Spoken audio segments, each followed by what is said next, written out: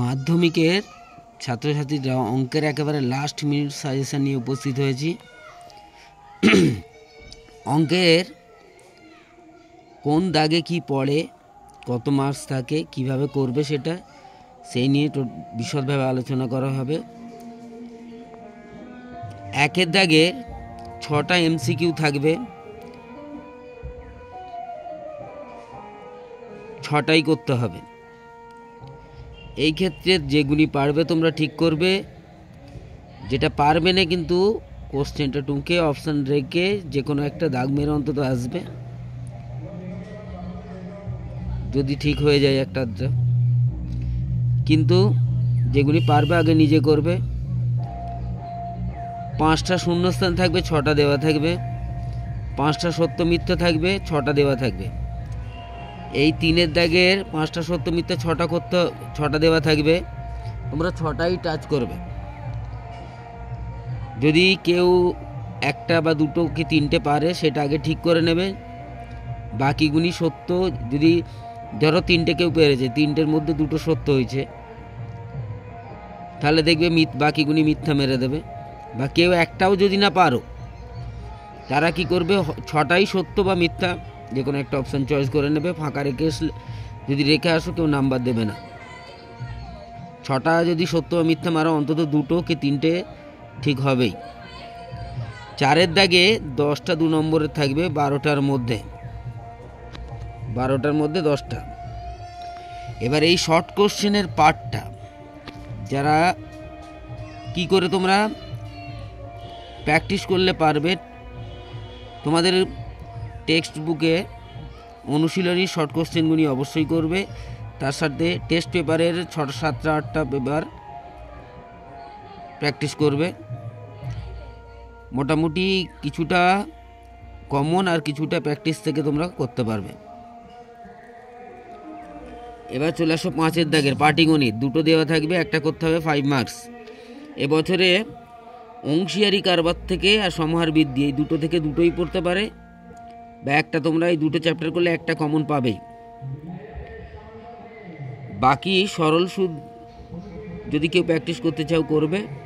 অংশীয়ারি কারবারের কোন অঙ্কগুলি ইম্পর্ট্যান্ট দেওয়া আছে দেখে নাও, ওর মধ্যে আবার গোল দাগ যেটা সেটা বেশি ইম্পর্ট্যান্ট। সমাহার বৃদ্ধিরও দেখে নাও। তবে সরল সুদ কষা থেকে 2 নম্বরের একটা পড়বেই, যদি বড় কোশ্চেন না পড়েও 5 মার্কসের না পড়েও 2 নম্বর ও 1 নম্বরের পড়বেই।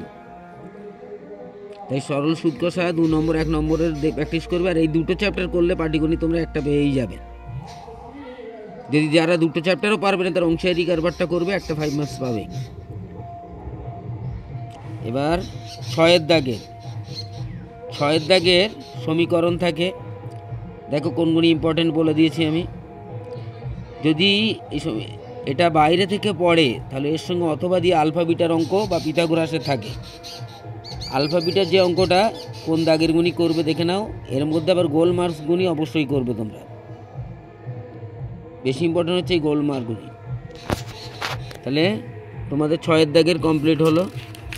এবার চলে যাও 7-এর দাগের করণী। 161 পেজের 2-এর দাগের BCD অবশ্যই করবে। আর 8-এর দাগের 158 পেজের 33, 162 পেজের 11-র 5। করণীর সঙ্গে অথবা দিয়ে ভেদ থাকবে। কেউ যদি করণী ভালোভাবে করো তাহলে ভেদ করতে হবে না, ভেদের শর্ট কোশ্চেন করবে। যদি করণী প্রবলেম হয় তাহলে ভেদটা করবে। ভেদের ক্ষেত্রে এই কটা অঙ্ক দেখে যেতে অবশ্যই হবে। 8-এর দাগের ক্ষেত্রে কে পুটিংয়ের অঙ্ক দেখে নাও কোনগুলি ইম্পর্টেন্ট। যেগুলি লাল গোল করা আছে ওগুলি বেশি ইম্পর্টেন্ট। 9-এর উপপাদ্য পড়বে, দেখে নাও। এই 4টি উপপাদ্য করলে আশা করি একটা তোমরা কমন অবশ্যই পেয়ে যাবে। 10-এর দাগে প্রয়োগ, এগুলি দেখে যাবে। 11-র দাগে সম্পাদ্য থাকবে তোমাদের। সম্পাদ্যই অন্তবৃত্ত আবার ত্রিভুজ আলাদা আলাদা হতে পারে, 2টো বাহু কোণ দিয়ে দিতে পারে, বা সমকোণী ত্রিভুজের অন্তবৃত্ত বলতে পারে। আর রুট একটা করলে তোমরা যে কোনো করতে পারবে। আর যেগুলি 29, 23 এগুলি ভাঙা যাবে না, সেক্ষেত্রে 5 দিয়ে ভাগ করে নেবে। আর একটা এক্সট্রা দেখে যেতেও পারো, আয়তক্ষেত্রের সমান বর্গক্ষেত্র। এই 3টে করলে আশা করি তোমরা কমন পেয়ে যাবে। 12 দাগের 2টো 3 মার্কস থাকে মান নির্ণয় ত্রিকোণমিতির। এবছরে মান নির্ণয়ের অঙ্ক একটা পড়বেই, ওই 2টো 3 মার্কস 3টে দেওয়া থাকবে, 2টো করতে হবে, একটাও পেয়ে যাবে তোমরা মান নির্ণয় থেকে। মান নির্ণয়ের কোনো অঙ্কগুলি দেখলেও ইম্পর্টেন্ট, প্র্যাকটিস করতে হবে তোমাদের। আর এছাড়াও অন্য চ্যাপ্টার যেমন ত্রিকোণমিতির এই পৃষ্ঠা নাম্বারগুলি দিয়ে কোশ্চেন নাম্বার দেওয়া আছে, দেখে নাও।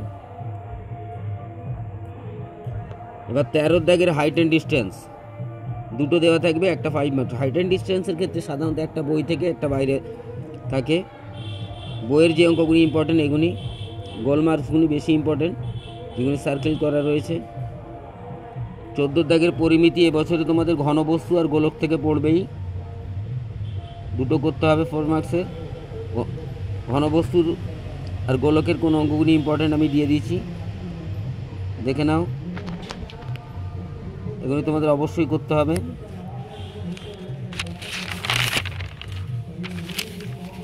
রাশিবিজ্ঞানের ক্ষেত্রে এবছর ওজাইব খুব ইম্পর্টেন্ট। ওজাইবের দাগ নম্বর দেখে নাও, যেগুলি সার্কেল করা আছে বেশি ইম্পর্টেন্ট। গড় থেকে পড়বে, মধ্যমা থেকে এগুলি প্র্যাকটিস করবে, সংখ্যাগুরু মান থেকে এগুলি প্র্যাকটিস করবে। 2টো করতে হবে তোমাদের 4 মার্কসের। এই অঙ্কগুলি মোটামুটি তোমরা করলে অবশ্যই পেয়ে যাবে। যারা একেবারে দুর্বল ছেলে, যারা অঙ্ক খুব কম করতে চাও, তারা কি করবে, একটা উপপাদ্য,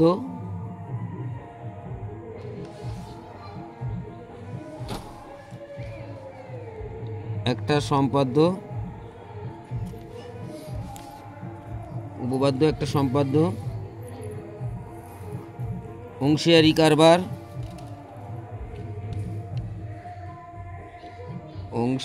কারবার, করবে।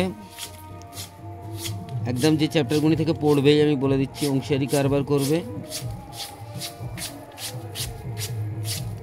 ত্রিকোণমিতির মান বসানোর অঙ্ক করবে।